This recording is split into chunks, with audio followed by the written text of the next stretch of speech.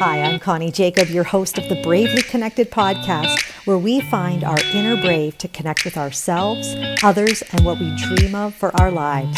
Get comfy because we're about to dive in to finding our brave connection. Welcome to the Bravely Connected podcast. I'm your host, Connie Jacob. This week, I want to share with you something that every school, every home, every workplace needs. And that is a strategy around belonging. Now, what doesn't work is when we want to create belonging and inclusion and diversity, which is, these are buzzwords that are out there, but we don't create belonging through teaching about belonging. It's not going to work. And in order for you to get students to come to school, to engage in school activities, to care about their academics, in order for you to, as a family, feel connected, you're going to need a sense of belonging. That is always where we start. I have a personal coach who told me that we actually don't start with trust. We hear we need to build safety and trust, which is true. But trust is actually a byproduct of connection. When we have connection, we have trust. It just naturally flows. When we have connection and belonging, we have resilience. When we have connection and belonging, we have engagement. These things just come as a result of having that sense of belonging and connectedness in your home, in your school, in your workplace, in your community. These are byproducts. So how do we create a sense of belonging if we're not teaching it? You see, it's caught, it's not taught. One of the things that I share with all audiences, no matter where you're coming from as a leader, teacher, parent, doesn't matter, is this idea that we connect through emotion, not through information. Now, we do need to share information of how to do things, but the initial connection is emotional. I want to walk you through an activity that I did with a group of people just a few weeks ago, where I took a group that was disconnected, cliquey, belonging was certainly not a part of their culture. I took that group and in 1 hour connected the room. And I want to share with you what I did. In order for us to talk about belonging, we need to address elephants in the room. The elephants of feeling on the outside of the circle, the elephants of not feeling welcome. We've talked about that in a previous podcast. Not feeling welcome is one of our greatest fears. And yet we dance around that with crazy theory and names of philosophies that nobody actually cares about. What people care about is when I walk into this room, do I feel like people see me?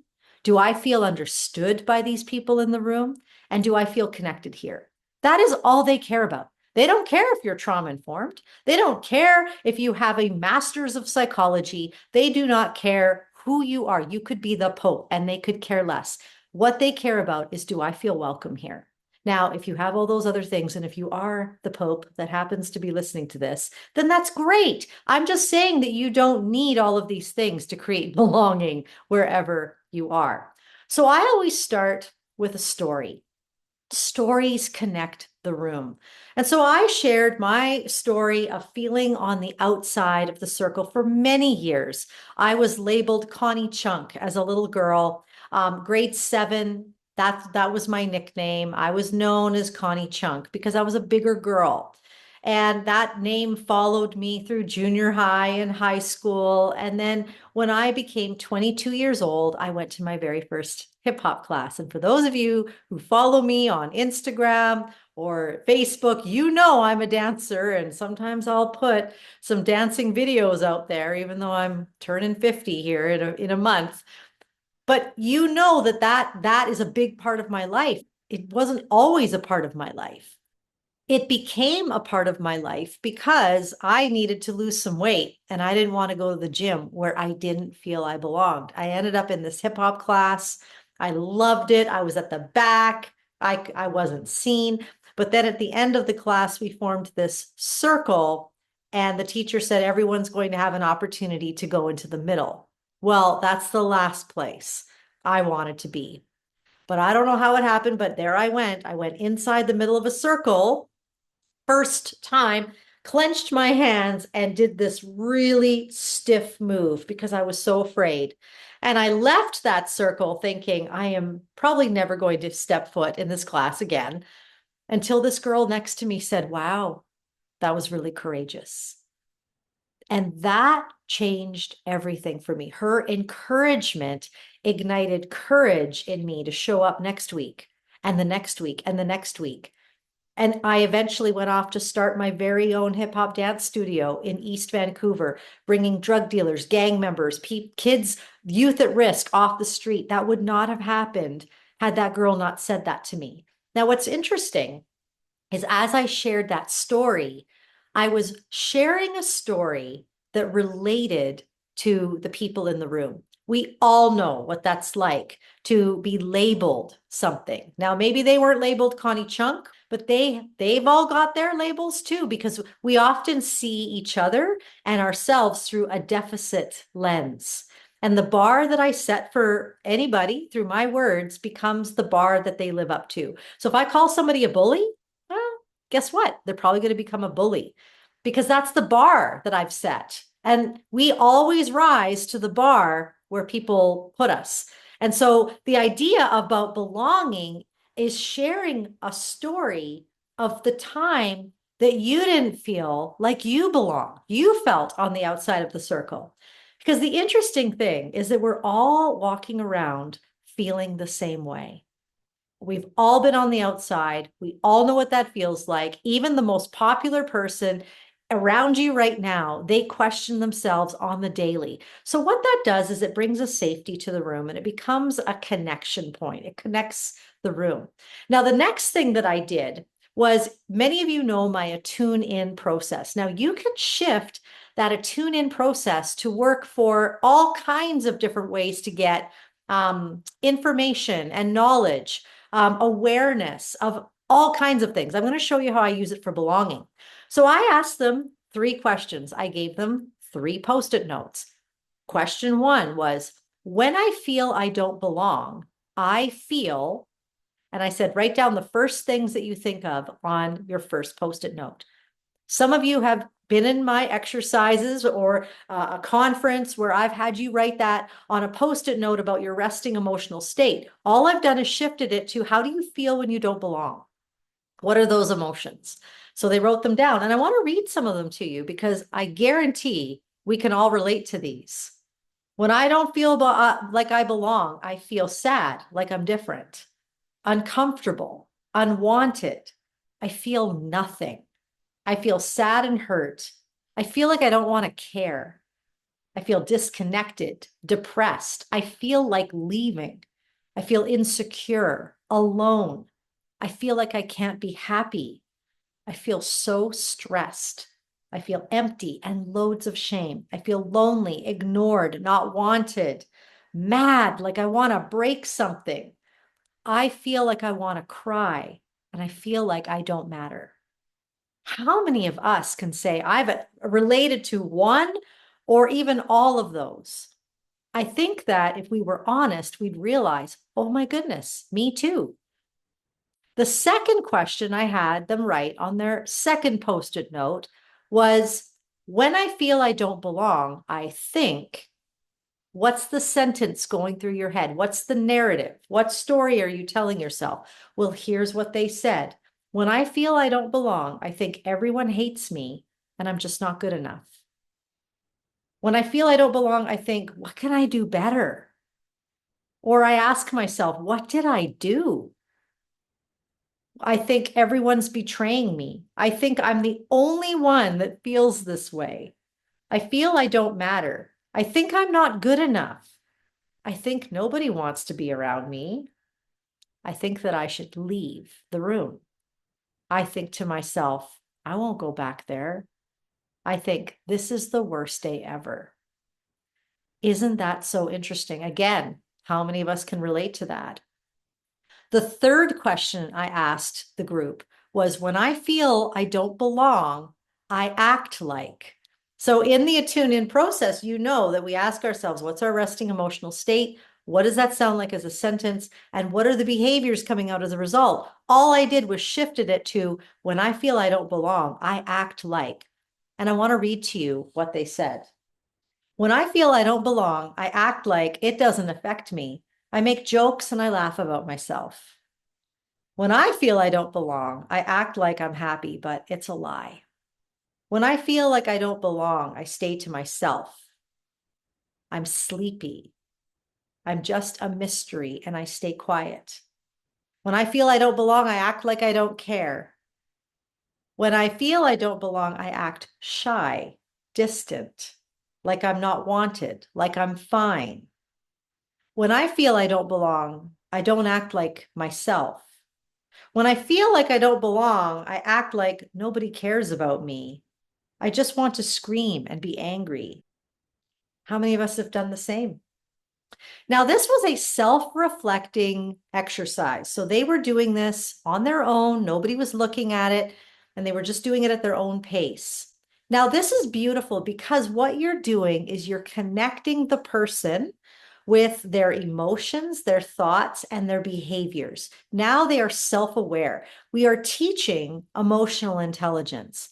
Now, what's interesting from here, though, is because belonging was one of the key performance indicators that the person who brought me in, they wanted to increase the sense of belonging in a very disconnected room.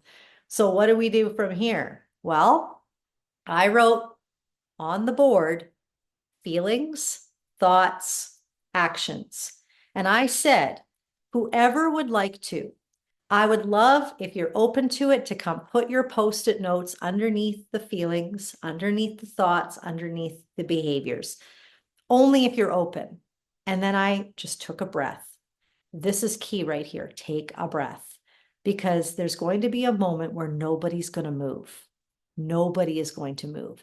But as soon as one person moves, others will start to get up. Now, not everybody, and that's great because you want this to be for people to have their own agency. You want people to do this because they want to do this. And so up they came and they put their Post-it notes up. And then what I did from there was I read, not all of them because there were quite a few. I only read the ones that I could read, to be honest, because I didn't have my progressives on. I read the ones that I could read. And then I turned around and I said, how many of you related to any of this? And every hand went up. We connected the room. So do you see what we did here? I started with a personal story. We lead with vulnerability. We lead with healthy vulnerability. We don't share stories that we're not comfortable sharing. I do not air out my dirty laundry for people that I haven't processed. That's not what I'm doing. I'm sharing a time I didn't feel like I belonged and how it turned out for me. And then I asked those three powerful questions. Now, as we were going, I also shared my answer. I said, when I feel I don't belong, I feel ashamed of myself. And I think to myself, if I could just do better, people would like me. And that means sometimes I act like I'm trying too hard. That's just allowing them to start to mull over, okay, that's her. Now, how does this work for me? We lead by sharing where we want them to go. And me opening myself up allows them to open themselves up. And it was a beautiful experience. I did point out, and this would I would encourage you to do this as well, is point out, look at how much we have in common in this room. Even though we're all different, even though we all have different backgrounds, look at how in common we are. We don't have to be best buddies with everybody in this room, but we can have a mutual respect knowing that our struggles are common. Now, from there, it's important to give people an anchor. A human experience shares an interaction of story. The Post-it notes is a way for these people to share their story in an anonymous way and in a safe way, and where they feel like they are in the driver's seat. No one's making them do this. So, and I've done this with all kinds of different people, and I am always fascinated to see that it doesn't seem to matter if they're in grade 2 or if they're executives or if they're nonprofits or teachers, doesn't seem to matter. Everybody is just feeling the same things. The next thing I did was give them an anchor of being able to see the strength that's rising. So this is important because you don't want to just open up this, wow, like, okay, that's great. We all have this in common, but it sounds like we're all suffering. And so it's sharing about the reasons why you do belong. So why do you belong? Like what's strong about you? I work in asset-based community development. What does that mean? It means in community, you look for people who have gifts and talents, and you connect them to people in the community who have needs in that area, and that becomes the assets of the community. Okay, so it's a beautiful way of strengthening the resilience of a community. Now, when it comes to strength-based focuses, it's focusing on what do we have here instead of what don't we have. It's focused on what's great about me rather than what's just awful about me. Because, like I said, our brains work in this area where we feel constantly like we are not measuring up. So, to remind ourselves of what we are doing well, where our strengths are important. And so that's how I ended. What is your strength? What actually makes you belong? And for me, I shared, well, for me, what makes me feel like I belong is when I'm contributing in dance. I love to lead dance classes that connect the room. That's when I feel like I'm contributing. Contribution is tied to someone's passions coming out of them, which is then tied to them belonging to your workplace, to your school, to your home, when they feel like a contribution and not a burden. This is why we do not want to enable people to just be hand spooned everything. We want them to know you have gifts and talents, and in this place, we want to see those thrive. So I had them write down post-it notes. And I said, whoever wants to, come on up and share what your strengths are. And here's what some of them said. Some of them said, I'm brave. Some of them said, I am smart. My brain, my capacity to think, my character. And someone else said, my drawing skills. These are great because then what we're doing is we're anchoring them in strength. Leave on a note of strength. It becomes a win to say, wow, I could create something here. And this is where we ended. What do you want to create? You are the culture creators of this room. So, what are you going to do to take all that you have in common? You just discovered you're all the same, really, and you have common struggles, but you all have strengths too. How are we going to create the culture here? And then you sit back and you let them figure it out rather than you telling them. Nobody cares. Nobody cares until it becomes personal, until it becomes connected. And so today in this podcast, I hope what I've done is give you a team building tool that you can use to be able to not teach inclusivity and belonging, but to allow people to catch it and to take that ownership over it. When people have vision to create something, it's far better than when you create it for them. This is where we're at in our year of connection. If you're just joining the podcast, I would encourage you to go back and check out some other episodes because this entire year, what I'm doing is I'm giving you free resource of 25 plus years of Belonging Creates Resilience work where I'm walking you through a year of connection. In September, we started the attune in, attune out process in the area of connection.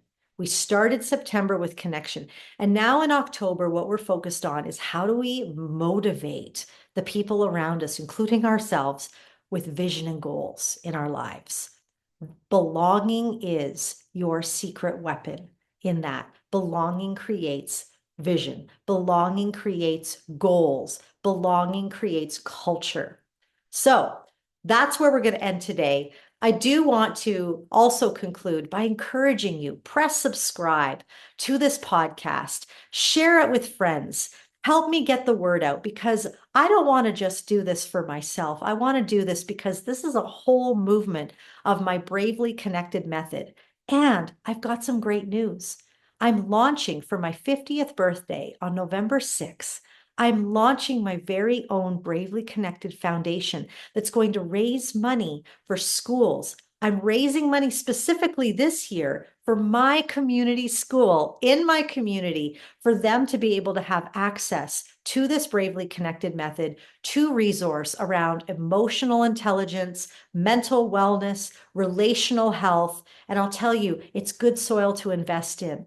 My heart has always been for the underdog. It's always been for that student who sits in the corner and doesn't know if they can make it another day. And so I'm not asking for people to give to my foundation to give to me.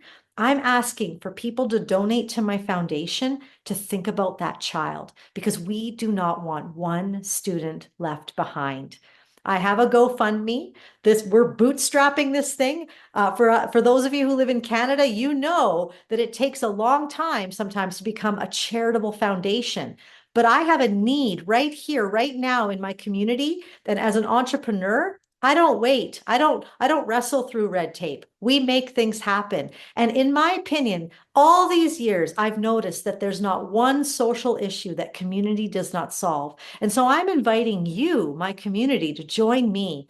This GoFundMe is launched. It's a way to get things started. I have a board of strategic advisors who are keeping this whole thing accountable and strategic. There's a whole plan around this. If you want me to share it with you, I'd be more than happy to send this to you.